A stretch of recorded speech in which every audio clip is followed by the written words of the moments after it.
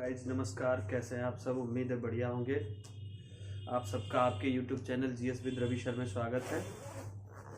आज मैं एक नई वीडियो लेकर जो हम लोग विजयनगर साम्राज्य पढ़ रहे थे उसी में अगला जो टॉपिक आता है संगम वंश। उसके 4 वंश होते हैं। मैंने आपको पढ़ाया था संगम, सालुब, तुलुब और अरावीडो।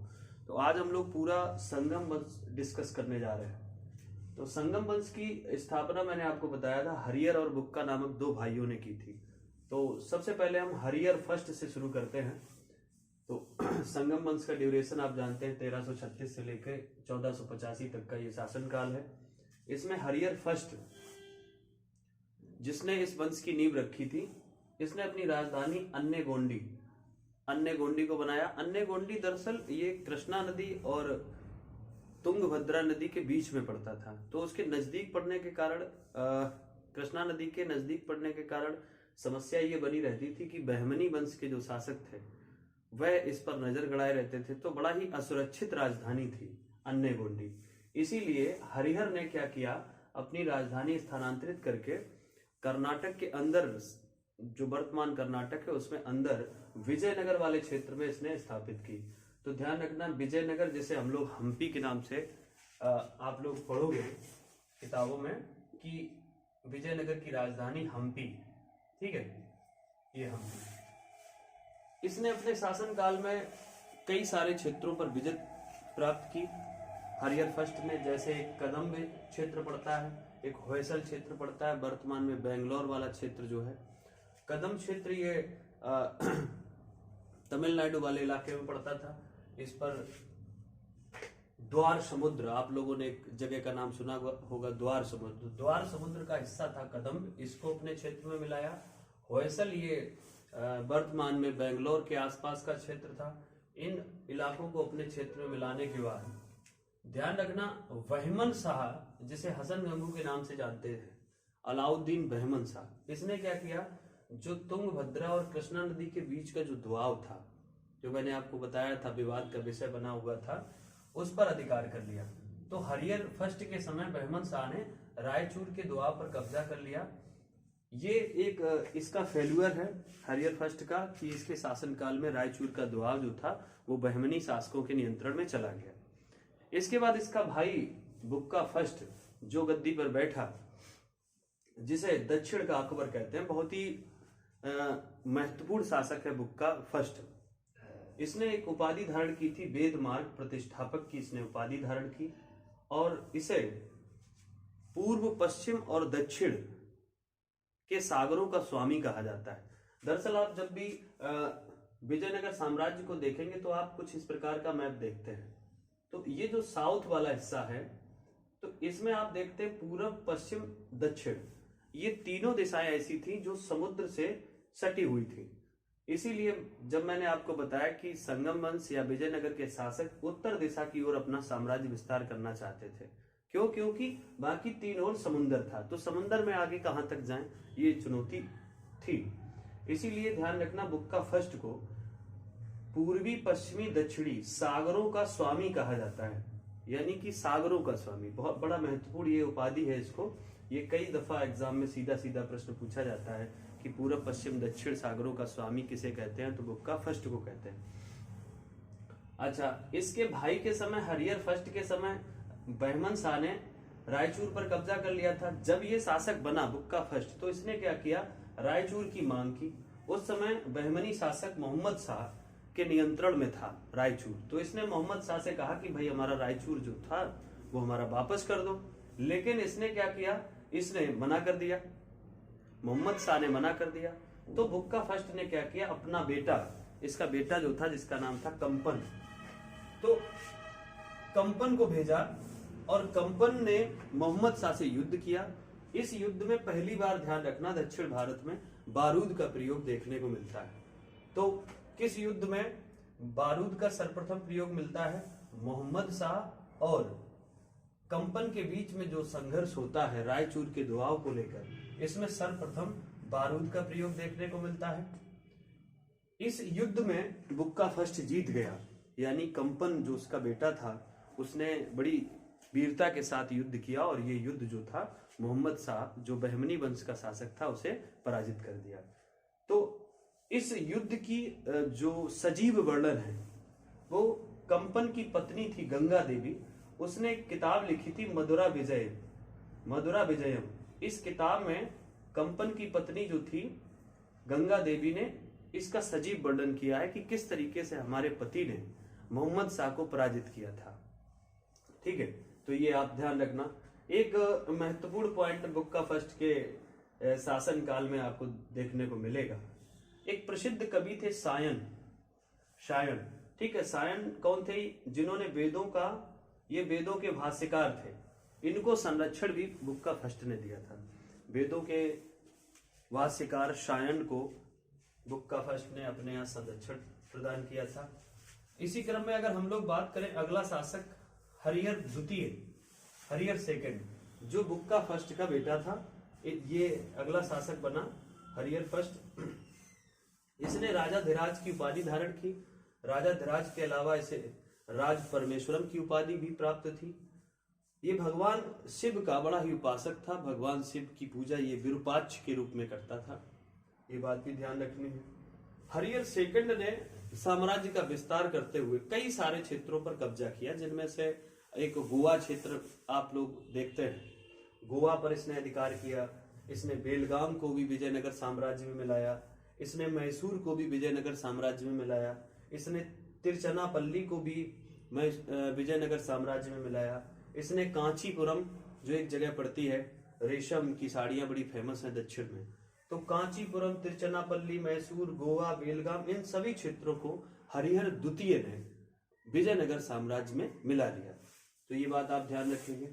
इसके बाद अगर हम लोग यहाँ पर बात करें, अगला शासक देवराय फर्स्ट के समय एक कवि इनके दरबार में रहते थे, श्रीनाथ बड़े ही बेहतरीन कवि थे, जिन्होंने हरविलास की रचना की और इनको सार्वभौम की उपाधि देवराय फर्स्ट ने दी थी। देवराय फर्स्ट बड़ा महत्वपूर्ण शासक इसलिए है क्योंकि देवराय फर्स्ट के समय ही एक ऐसा महत्वपूर्ण युद्ध होता है जो बड़ा ही विवादों में रहा। दरअसल रायचूर के दोआब में एक किला था जिसका नाम था मुदगल का किला। मुदगल का किला में एक सोनार रहते थे। सोनार की बेटी बड़ी खूबसूरत थी, तो उस बेटी को देवराय फर्स्ट ने यह सोचा कि क्यों ना हम इस सोनार की बेटी से विवाह कर ले। तो ये क्या कर देते हैं, सोनार की बेटी का युद्ध जो है इतिहास में बड़ा ही महत्वपूर्ण रोल रखता है। विजयनगर साम्राज्य में पूछा जाएगा कि सोनार की बेटी का युद्ध से संबंधित कौन शासक है, तो देवराय फर्स्ट ने सोनार की बेटी के लिए क्या किया, युद्ध किया, मुदगल के किले पर हमला किया। लेकिन उधर क्या हुआ कि बहमनी शासक एक फिरोज शाह था, वो भी पहुंच गया उसी सोनार की बेटी के लिए। तो अब वो कहते हैं ना, एक अनार 100 बीमार, तो अब एक अनार था, 2 बीमार थे। कौन कौन? एक देवराय, एक फिरोज शाह। तो दोनों जब सोनार की बेटी के लिए युद्ध किए इस मुदगल के किले में, तो फिरोज शाह ने क्या किया, देवराय को पराजित कर दिया। देवराय फर्स्ट जब पराजित हो गए तो जो देवराय दूसरे की बेटी लेने गए थे, इनको बदले में संधि के तहत अपनी बेटी का विवाह फिरोज शाह से करना पड़ा। तो इस सोनार की बेटी में फिरोज शाह को सोनार की बेटी से भी विवाह करने का अवसर प्राप्त हुआ, साथ में देवराय फर्स्ट की बेटी से भी विवाह करने का अवसर प्राप्त हुआ। तो ये आप इसलिए यहाँ पर सोनार की बेटी का युद्ध बड़ा महत्वपूर्ण है। इसके दरबार में एक इतालवी यात्री था निकोलो कोंटी, जो 1420 के आसपास इनके शासन काल में विजयनगर में आया था। तो ये परीक्षाओं में खूब पूछा जाता है। निकोलो कोंटी जो इतालवी यात्री था, इटली का यात्री था, ये देवराय फर्स्ट के दरबार में आया था। देवराय सेकंड जो इनका पुत्र था, इमाडी देवराय या प्रौढ़ देवराय या गजवेटकर, ये सारी इसकी उपाधियां हैं। गजवेटकर मतलब हाथियों का शिकार करने वाला, प्रौढ़ देवराय ये भी इनकी उपाधि थी, प्रौढ़ देवराय, इमाडी देवराय ये इनकी उपाधियां हैं। ये बड़ा ही उदारवादी शासक था। देवराय सेकंड जो था ये बड़ा ही उदारवादी शासक था। ये अपने शासन काल के समय कुरान और वेदों को, देखो मैंने यहाँ पर लिखा है, कुरान एवं वेदों की प्रतियां दोनों को साथ में रखकर न्याय करता था। और हिंदू मुस्लिम दोनों धर्मों के साथ समान व्यवहार करता था, ये इसकी खास बात थी। इसके बाद आपको ध्यान रखना, इसे इंद्र का अवतार, जनता इसको इंद्र का अवतार कहती थी। क्यों? क्योंकि ये बड़ा ही सहिष्णु शासक था, इसका किसी भी धर्म के साथ कोई वैमनस्य नहीं था, इसलिए जनता इसको इंद्र का अवतार कहती थी। सीलोन, सीलोन जानते हैं आप, सीलोन किसको कहते हैं? श्रीलंका का प्राचीन नाम है सीलोन। सीलोन के तटवर्ती क्षेत्रों पर इसने अधिकार कर लिया था, यानी कि भारत के अलावा अगर श्रीलंका पर किसी शासक ने नियंत्रण किया तो वो कौन शासक था? देवराय सेकंड। इसने सीलोन के तटवर्ती, जो तट किनारे किनारे जो क्षेत्र थे, उन पर इसने अधिकार कर लिया। इसने अपनी सेना में तुर्की धनुर्धरों की भर्ती की, बहुत, इसने 20,000 तुर्की धनुर्धर जो थे अपनी सेना में भर्ती किए। तो ये बहुत स्ट्रॉन्ग सेना डेवलप कर रहा था देवराय सेकंड। इसके शासनकाल में अब्दुल रजाक नामक एक ईरान का यात्री था, वो इसके दरबार में आया था। तो ध्यान रखना, Abdul Razzaq Devaraya second, Niccolo Conti Devaraya first. Niccolo Conti Italy का, अब्दुल रजाक ईरान का यात्री था, ये दोनों आए। इसके बाद जो अगला शासक बनता है देवराय सेकंड के बाद, उसका नाम है मल्लिकार्जुन।